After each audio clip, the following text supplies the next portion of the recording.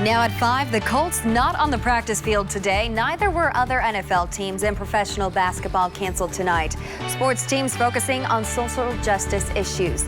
Now, some community members say this could lead the way for others to create change. You know, this isn't a perfect answer. There's no perfect answer in this tough situation, but we wanted to do something. We will show you how local businesses are supporting the Black Lives Matter movement and the call to action they have for everyone. Plus, Hurricane Laura hit land overnight, the toll taken by the powerful storm, as we look for any impact on Indiana. From the station working for you, this is WRTV News at 5, streaming now. And now at 5, daylight reveals the damage caused by Laura's wrath. The Category 4 hurricane hit overnight during the darkness of cover of darkness, slamming the Louisiana coast with high winds and heavy rains for hours. The storm is blamed for at least 2 deaths around Lake Charles, the area you see here. Both victims killed by falling trees. ABC's Marla Carter reports from the Gulf Coast. Laura roared through the Gulf Coast overnight, making landfall as a powerful Category 4 hurricane in Cameron, Louisiana, near the Texas border. The strongest windstorm to strike Louisiana in 164 years, pounding the Bayou State with sustained winds of 150 miles per hour. This was the most powerful storm to ever make landfall in Louisiana, and it is still a powerful storm that is in the state of Louisiana that is continuing to cause damage and life-threatening conditions. The storm blowing down trees and power lines, ripping off roofs, flooding neighborhoods, and destroying businesses. Oh, boy. You didn't expect it to be this bad, did you? No, sir. Texas's Governor Greg Abbott toured some of the hard-hit areas in the state. The most significant damage I was able to observe is in Orange. You saw more rooftops ripped off. You saw more shingles missing. You saw more trees down. The Cajun Navy, whose Hummer can handle up to 6 feet of water, now assisting with rescue operations. Good Samaritans also doing what they can to help neighbors in hard-hit areas. Hackberry and Cameron, we're going to go ahead and try to make a rescue trip out there so that they're not stranded for as long as they have been in past storms. We're from Houston, and just wanted to come out and lend a hand where we could. The governor of Louisiana says that Laura took at least 4 lives. More than 700,000 people lost power in Texas and Louisiana. Reporting from Orange, Texas, Marla Carter, ABC News. And now let's check in with meteorologist Kyle Mounts to see where what's left of Laura is now and the impact it will have on Indiana. Kyle. Yeah, and Amanda, kind of a testament to how powerful this hurricane was. It's well inland now. The center of circulation is in Arkansas. It is still a tropical storm with winds of 50 miles per hour and a lot of that heavy rain moving into Little Rock. They've got gusts over 40 miles per hour there and even some tornado warnings a little east of town. Here's a look at where the remnants of Laura will be heading here as we go through the next couple of days. You can see that center of circulation by midday Friday is near southern portions of Missouri, western Kentucky, and then as we go into the overnight hours tomorrow, we'll pass across the Bluegrass State, and it has shifted a little bit more to the south. That means even less impacts from us or for us here in central Indiana. Here's a look at TrueCast. This is 7 o'clock tomorrow morning. You can see the remnants of Laura coming in here across Missouri, western Kentucky. We're going to have a front that moves in from the northwest. So kind of as these two interact a little bit, we will see an enhancement and increased chance for some showers and thunderstorms. But as far as wind, that's really going to be staying off to our south, and those rain chances as we go into the day tomorrow, peaking around 40% here as we get into the afternoon. Kevin will have much more on that, including a chance for some severe weather in just a few minutes. And one professional sports team after another taking a stand to focus on social justice after the shooting of Jacob Blake in Wisconsin. The Colts canceled practice today, and so did other NFL teams. For the second night in a row, no NBA playoff action.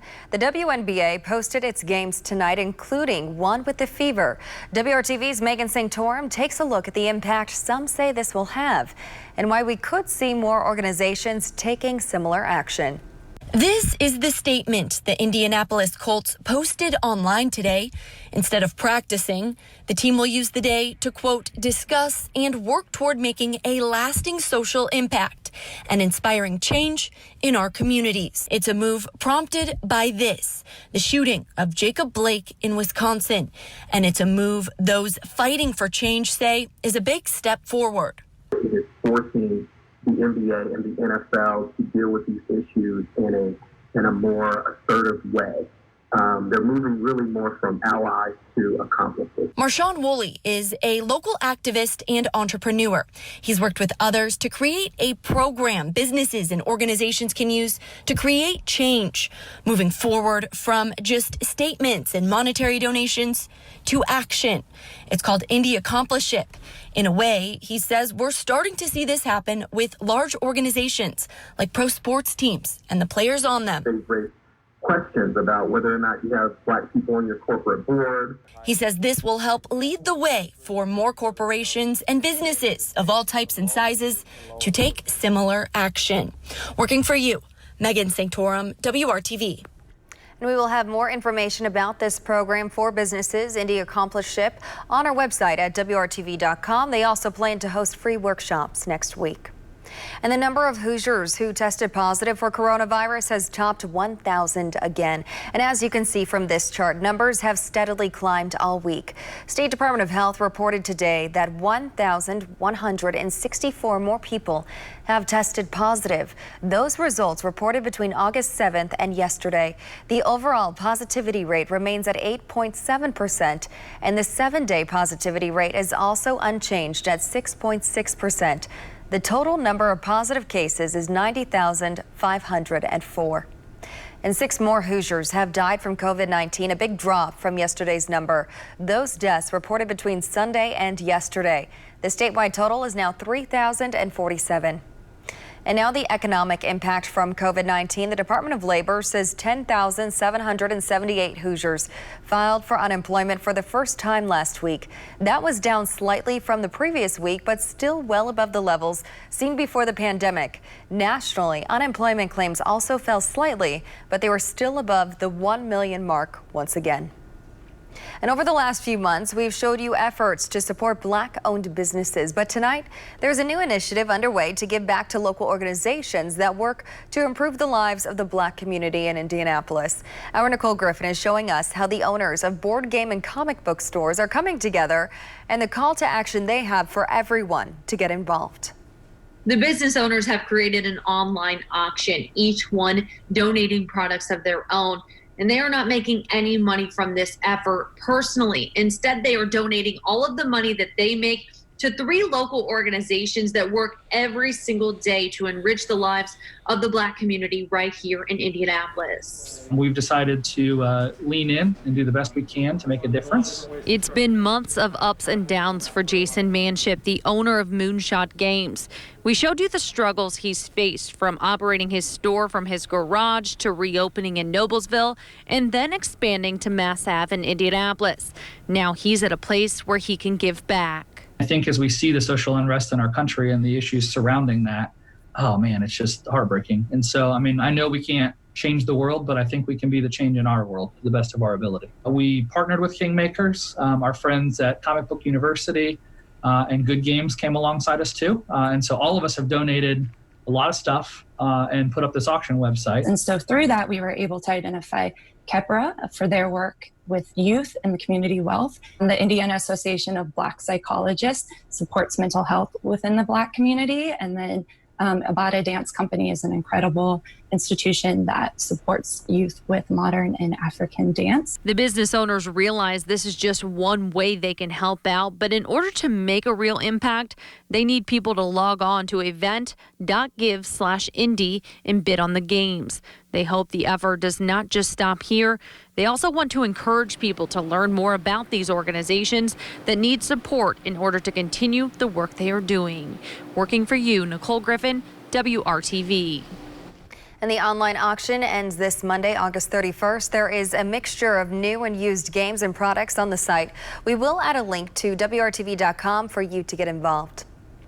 And still ahead on WRTV, life has dealt him challenges, but that has not stopped one man from dedicating himself to protecting children. This incredible man and his efforts are in the spotlight tonight. He shares his story with our Rafael Sanchez coming up. Need some rain? Our chance for thunderstorms is greatest over the next 36 hours. We'll pinpoint when a few may be severe. That's coming up.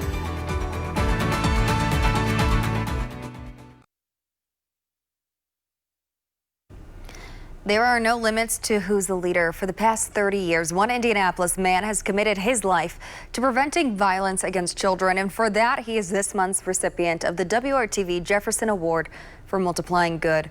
Richard Probst starts his day with a cup of coffee, so we got him a mug that reads, "Dream it, do it," because of his positive attitude.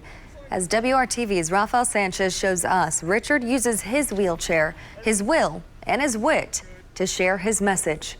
My name is Richard Probst. I'm a paraplegic double amputee. I was born with spina bifida. The doctors had originally told my parents I would live 3 days.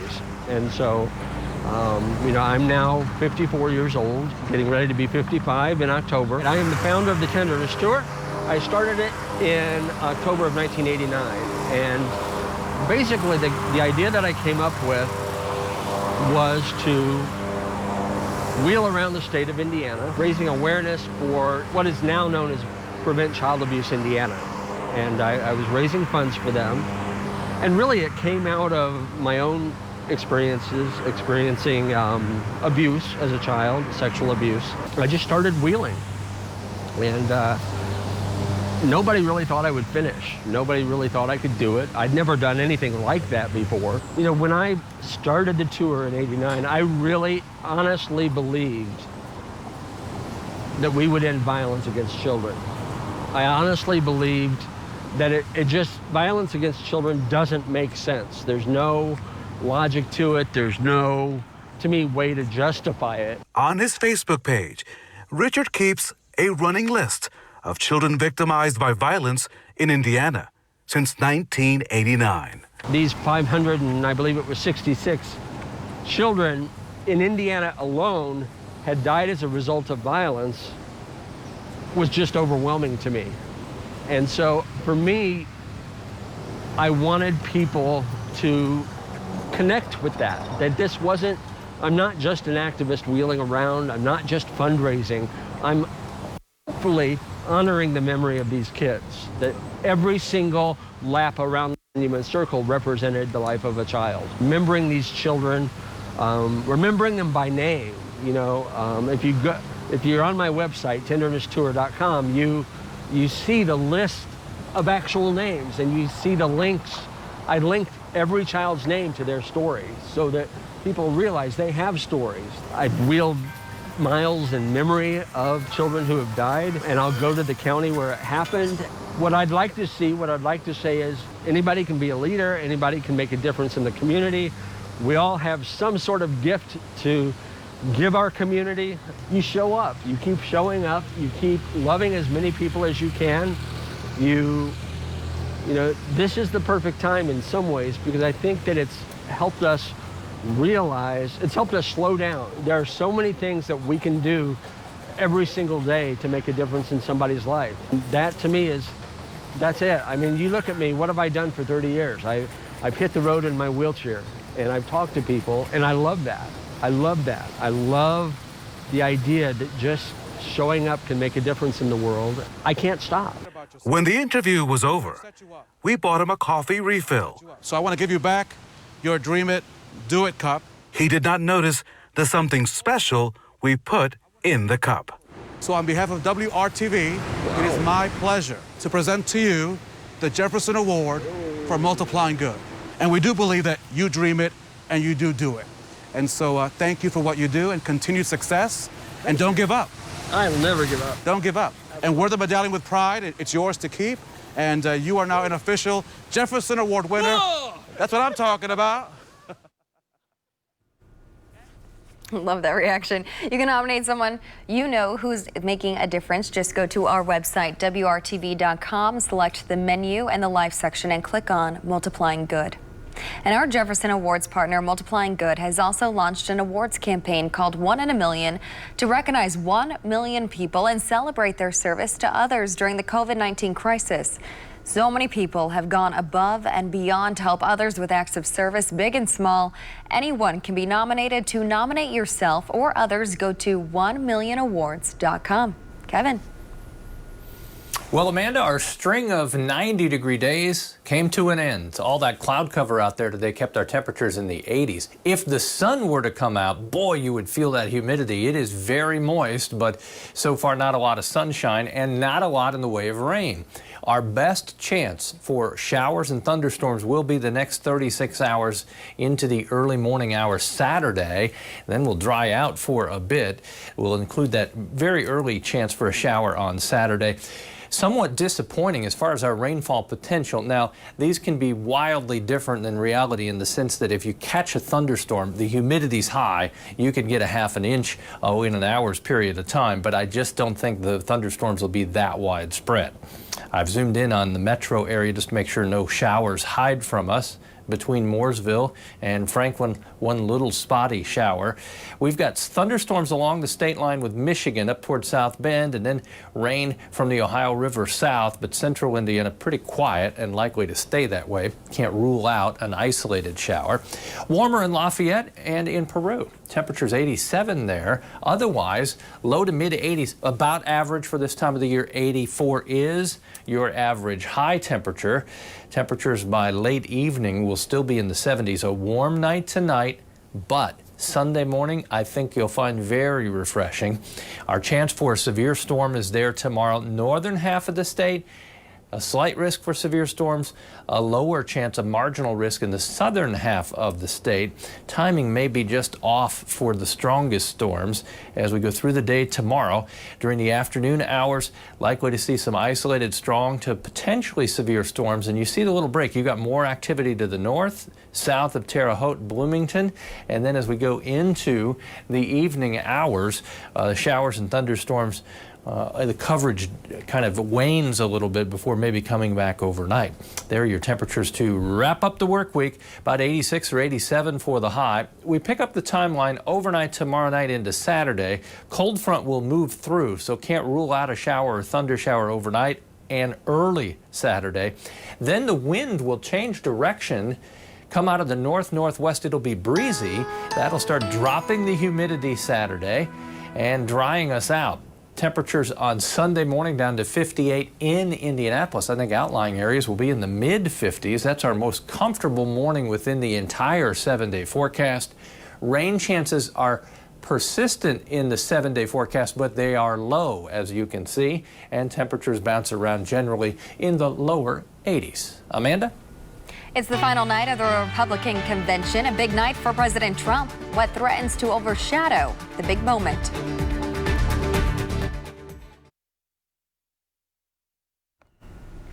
Now to Democracy 2020, and President Trump is preparing to address the Republican National Convention tonight and accept the party's nomination for another 4 years in office. But it comes amid rising tensions in Wisconsin and a major hurricane that are threatening to overshadow the party's biggest event of the year. ABC's Andrew Dimbert reports from the White House. Vice President Mike Pence delivering the keynote address at the Republican National Convention Wednesday on a night of instability in at least one American city. In these challenging times, our country needs a president who believes in America. Pence did not mention the name Jacob Blake, the black man who was shot by police in the back 7 times in Kenosha, Wisconsin, but did push his party's platform as one for law and order. President Trump and I know that the men and women that put on the uniform of law enforcement are the best of us. Every day, when they walk out that door, they consider our lives more important than their own. The vice president added that the unrest that sparked nationwide protests and in many cases damage and rioting in several major cities will continue if opponents are elected in November. Joe Biden would double down on the very policies that are leading to violence in America's cities. The hard truth is, You won't be safe in Joe Biden's America. Biden pushing back, telling MSNBC he's rooting for more violence, not less, and it's clear about that. And what's he doing? He's kept pouring gasoline on the fire. Meanwhile, back at the White House, the administration distancing itself from the man who is accused of shooting protesters in Wisconsin. Are we going to play this game where we look at who somebody supports or what color hat they wear to a rally and somehow make us all responsible? And tonight, President Trump will close out the RNC in grand fashion on the south lawn of the White House, something that has never been done before. President Trump is expected to address the Jacob Blake shooting, and a source telling ABC News that the White House has reached out to the Blake family. As for tonight, Kamala Harris delivering a speech just hours before President Trump's address as the Democrats' main counter to the RNC. Andrew Dimber, ABC News, the White House. People across Indiana are struggling with the fallout from the pandemic. All new at 6. We are finding a specific group that's at risk and the agency trying to help. And still ahead at 5:30, a surprise for some heroes who risk their lives every day to help keep all of us safe.